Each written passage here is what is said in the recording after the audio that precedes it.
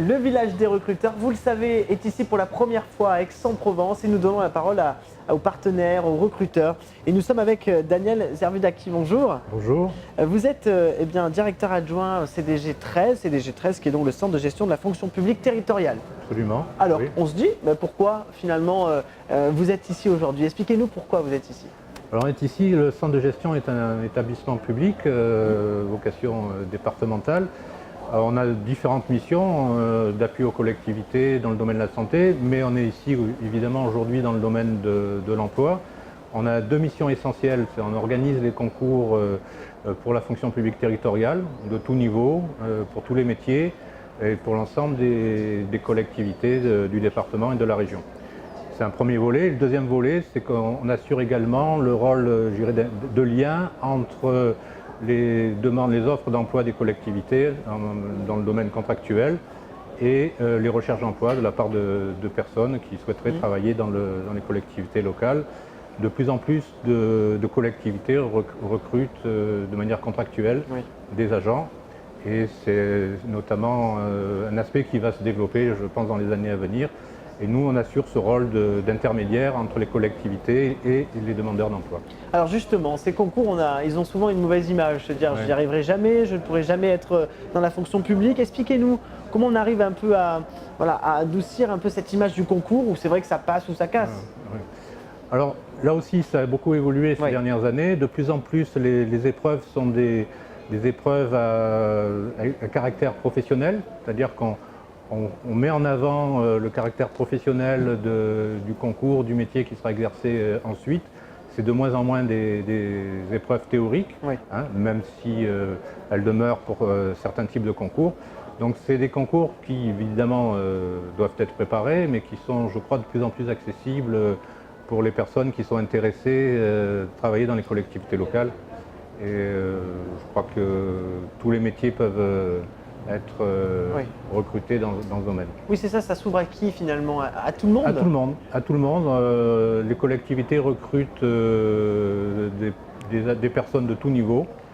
J'irais du CAP à bac plus voilà, 5, ça il faut le savoir. C'est vrai qu'on a souvent l'impression qu'il faut avoir un bac, forcément. Pas forcément. C'est ouvert à tout le monde. Il y a des concours accessibles à tous les niveaux, pour des emplois d'exécution, pour des postes intermédiaires, pour l'encadrement supérieur.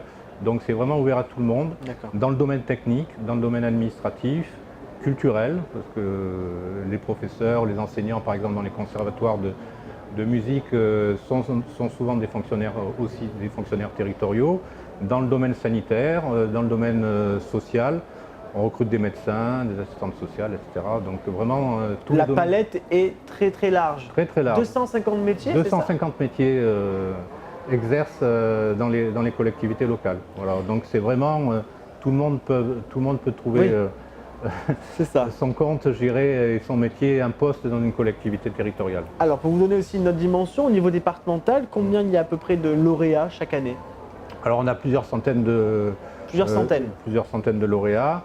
On a entre 10 et 15 000 candidats chaque année. C'est un bon signal ça quand même. Comment? D'avoir autant de candidats, c'est un bon signal. Ça montre que quand même il y a un attachement aussi à la fonction publique. Alors il y a un attachement à la fonction publique. Je crois qu'il y a aussi la notion de service public qui est importante pour travailler dans les collectivités locales.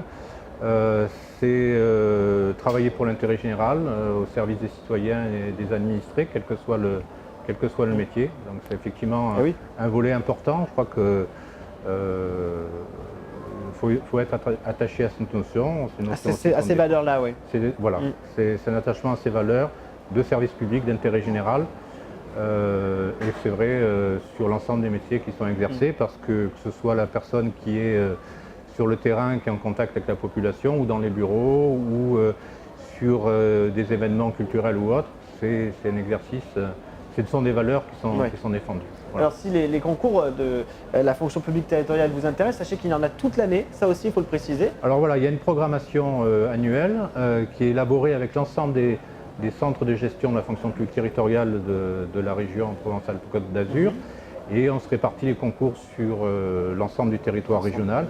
Et donc il y a une programmation sur l'ensemble de l'année en fonction des filières, techniques, administratives, culturelles, sociales, etc. Et quel que soit le niveau aussi de concours. Voilà, et à la fin du mois, donc un concours qui s'adressera donc dans tout ce qui est la technique, c'est ça? Alors là actuellement, effectivement, va démarrer l'ouverture, les inscriptions pour un concours d'adjoint technique avec une spécialité de conducteur de véhicules poids lourds, avec plus de 100 postes qui sont ouverts pour ce concours. Donc c'est vraiment un chiffre important. Il y a beaucoup de besoins dans les collectivités dans ce domaine. Et les épreuves auront lieu en janvier 2020. Merci beaucoup, en tout cas, monsieur, de nous avoir bien parlé de la fonction publique territoriale qui, vous le voyez, recrute ici dans les Bouches-du-Rhône.